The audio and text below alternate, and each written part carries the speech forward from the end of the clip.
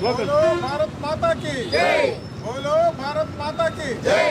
पाक उग्रवादों नశించాలి। पाक उग्रवादों नశించాలి। मोदी जी के जय। मोदी जी की जय। भारत माता की जय। భారత్ భూభాగంలోని జమ్మూ కాశ్మీర్ బైరన్ అనే ప్రాంతంలో ఏప్రిల్ 22వ తేదీన ఉగ్రదాడి జరగడం జరిగింది. ఈ ఉగ్రదాడిలో సుమారు 26 మంది అమాయకులను మట్టుబెట్టారు. దీనిపైన సంయమనం పాటించిన భారత ప్రభుత్వం నిన్న రాత్రి మంగళవారం రాత్రి ఆపరేషన్ సింధూర్ పేరుతో ఒక ఆపరేషన్ చేపట్టింది. ఈ ఆపరేషన్ సంబంధించి ఆక్రమిత జమ్మూ కాశ్మీర్లో ఉన్న 9 ఉగ్రవాద స్థావరాలపైన ఒక ఆర్మీ విరుచుకుపడింది. దీనిలో సుమారు 80 మంది ఉగ్రవాదులు మృతి చెందినట్లు కూడా భారత ఆర్మీ చెప్పడం జరిగింది. దీనికి సంబంధించి భారతదేశం అంతటా పెద్ద ఎత్తున హర్షద్వారాలు వినిపిస్తున్నాయి. అలాగే ఆర్మీ ఒక సైనికులకు కూడా వాళ్ళు శుభాభినందనలు చెప్తున్నారు. తిరుపతిలో కూడా పెద్ద ఎత్తున ఒక ఆర్మీ సైనికులు, మాజీ సైనికులు, అలాగే యువత, అలాగే వివిధ స్వచ్ఛంద సంస్థలు కూడా పెద్ద ఎత్తున సంబరాలు జరుపుకుంటున్నారు. ప్రస్తుతం మనతో పాటు వారు ఉన్నారు. వాళ్ళని అడిగి తెలుసుకుందాం.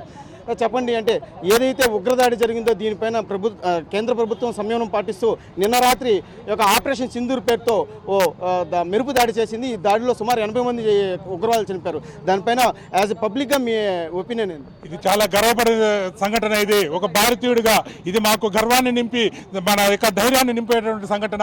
ఏదైతే గతంలో 26 మంది యొక్క తల్లుల యొక్క సింధూరాన్ని చెరిపివేశారో ఉగ్రవాదులు, అలాంటి ఉగ్రవాదులను మొత్తం ఏరివేసేయడానికి ఆపరేషన్ పేరు సింధూర్ అని పెట్టడం ఇది ధర్మం యొక్క విలువలకి, మోడీ గారి యొక్క విజన్కి ఇది నిదర్శనం.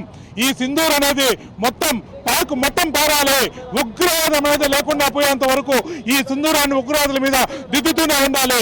భారతదేశంలో కోల్పోయినటువంటి ప్రతి స్త్రీ ఆ సింధూరం యొక్క విలువ ప్రతి ఉగ్రవాదికి తెలిసి రావాలి. భారతీయుల సింధూరాన్ని టచ్ చేస్తే ఏం జరుగుతుందని ప్రపంచానికి చాటి చెప్తున్నాడు మోడీ గారు.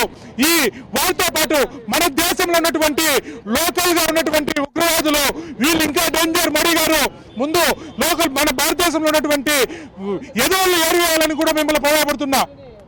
మనతో పాటు కొంతమంది మహిళలు ఉన్నారు. వారిని అడిగి తెలుసుకుందాం. చెప్పండి, అంటే 9 స్థావరాలపైన, ఉగ్ర స్థావరాలపైన, జమ్మూ ఆక్రమిత కాశ్మీర్లో ఉన్న స్థావరాలపైన దాడి జరిగింది. దీనిపైన సుమారు 80 మందిని కూడా మట్టుపెట్టినట్టు కూడా భారత ప్రభుత్వం చెప్తుంది. దీనిపైన మీరు ఒక మహిళగా ఏం చెప్తారు?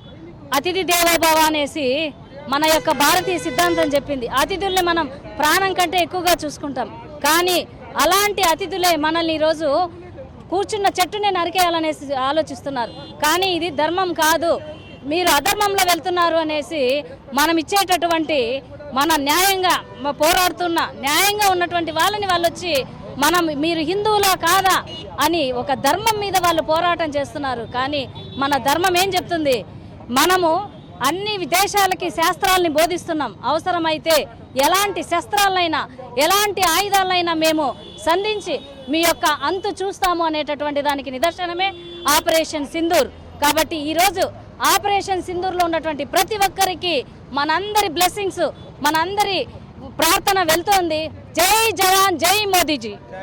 మీరు చెప్పండి అమ్మా, అంటే ఇప్పుడు జరిగిన ఉగ్రదాడి పైన భారత ప్రభుత్వం కూడా ధీటుగా స్పందిస్తుంది. దానిపైన మీరు ఒక మహిళగా మీరేం చెప్తారు? ముందుగా నరేంద్ర మోడీ గారికి ప్రతి ఒక్క భారత హిందువులు రుణపడి ఉంటారు. మీరు ఇలాగే ముందుకు వెళ్ళి ముఖ్యంగా మన భారతదేశంలో ఉన్న అన్య మతస్థుల్ని వాళ్ళని ముందు ఏరవేయండి సార్. బయటకు పోరాడుతున్నారు, అది బాగానే ఉంది. ముందు ఇక్కడ ఉండే వాళ్ళను, మన లోకల్ గా ఉండే వాళ్ళను ఏడు పారేసేసి ప్రతి ఒక్క జవానికి, ప్రతి ఒక్క హిందువు మీకు సహకరించి మా ప్రాణాలైనా మేము కూడా యుద్ధంలో పాల్గొనడానికి మా ప్రాణాలైనా అర్పించి మన భారతదేశాన్ని కాపాడుకున్నాం, మన సాంప్రదాయాన్ని కాపాడుకున్నామని ప్రతి ఒక్క హిందువు మీకు మద్దతు ఇస్తున్నారు. జై హో, జై భారత్, జై భారత్.